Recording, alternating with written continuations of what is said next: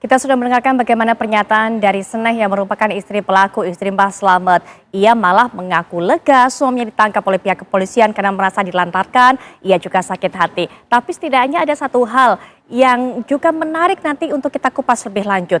Sama dengan keterangan yang disampaikan oleh kepala dusunnya semalam, dengan para tetangganya, dengan orang-orang yang hidup ataupun juga tinggal di sekitar rumah dari pelaku dari Mbah Slamet ini.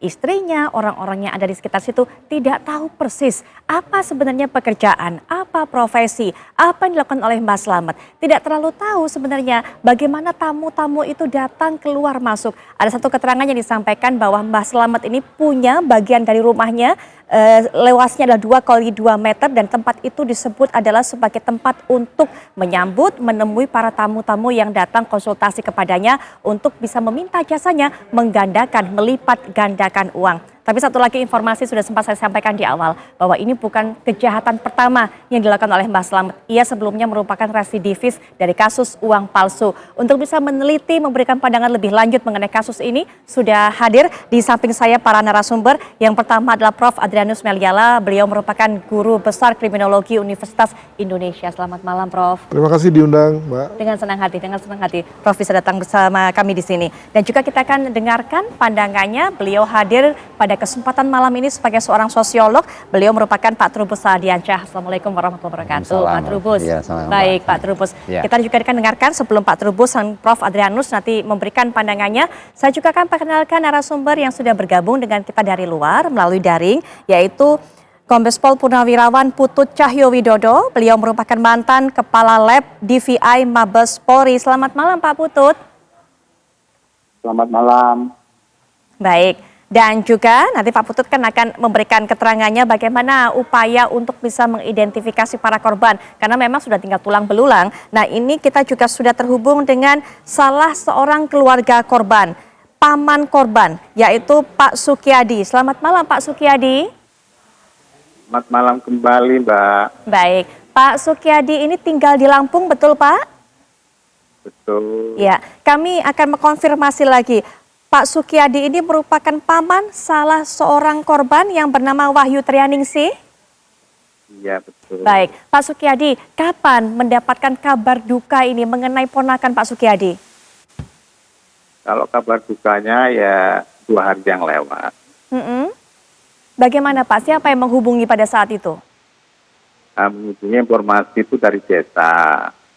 Terus saya lihat di YouTube juga ada kebenaran iya apa tidak. Terus tadi saya membuktikan kesananya, kata ibunya Sitri Wahyuningsih, iya. Betul katanya. Baik, Pak Sukiyadi, sudah berapa lama Pak Sukiyadi merasa kehilangan korban ini? Kalau perginya mungkin pergi yang tanpa kesan ya, nggak ada informasi, ini sekitar tahun setengah lah. 1,5 tahun berarti 2021 Pak? Iya, Berarti sejak 2021 Bapak dan juga keluarga sudah tidak pernah bertemu dengan korban lagi? sama sekali melalui informasi HP, melalui apa sudah nggak ada. Baik, Pak, ini kan saat ditemukan jenazahnya, ini kan korban merupakan suami istri. Ada ponakan dari Pak Sukiyadi, yaitu Mbak Wahyu Trianingsih tadi dan suaminya, Mas Irsyad. Betul begitu, Pak? Iya, Nah, pada saat hilang itu, apakah pasangan suami istri ini hilang bersama, Pak? hilang bersama, pergi bersama, meninggalkan kampung halaman sini bersamaan. Bersama. Pernah bercerita, Pak, sebelumnya rencananya akan pergi kemana? Kalau cerita dengan saya, mau pergi ke Malang.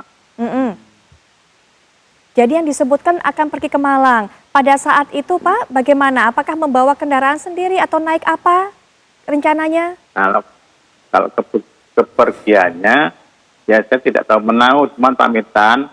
Saya mau pergi ke Malang, Pak D. Baik, Bapak apakah rumahnya juga dekat tinggalnya dengan korban ini? Dekat sekali, mungkin 200 meter lah. Baik, dekat sekali. untuk semua kegiatan, untuk semua aktivitas pasangan suami istri ini, apakah sering cerita ke Pak Sukiyadi? Termasuk Pak, apakah bercerita ke Malang itu untuk apa rencananya? Cerita yang pertama pernah mendapat bayaran dari jual tokek. Tokek 3 itu lagunya 3 miliar. Baik, apakah rencana kepergian ke Malang, kalau menurut cerita almarhumah, apakah ada hubungannya dengan jual tokek tadi? Kalau pergi ke Malang itu malah si suaminya, si Irsatnya, itu cerita sama saya, dia mau ngurus bibit duren yang pupusnya biru. Untuk mencari bibit duren. Iya, Ya, Pak. itu yang harganya luar biasa lah menurut keterangan. Ya, Baik. kata saya nggak usah lah, Tat. Nggak, Wak, ini positif, Wak. Makanya tetap saya berangkat ke sana. Baik, Pak Sukiyadi, suami istri ini usianya berapa ya Pak?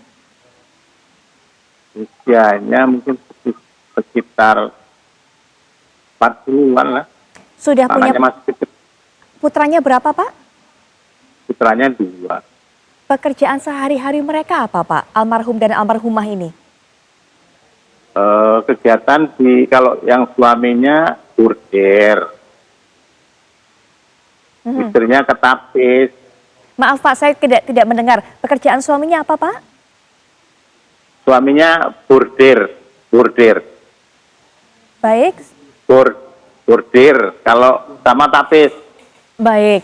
Pak, apakah almarhum dan almarhumah ini sempat bercerita mengenai ada janji-janji untuk bisa mendapatkan uang lebih banyak, bertemu dengan dukun siapa? Apakah pernah Pak seperti itu?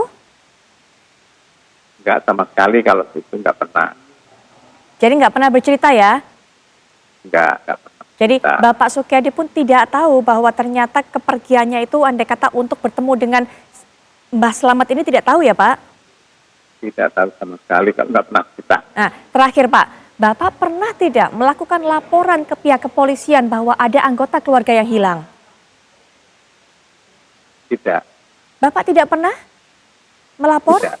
Nah ketika kemudian Tidak. hilang, Bapak tindakannya pada saat itu hanya menunggu saja? Menunggu mungkin Iya. pulang?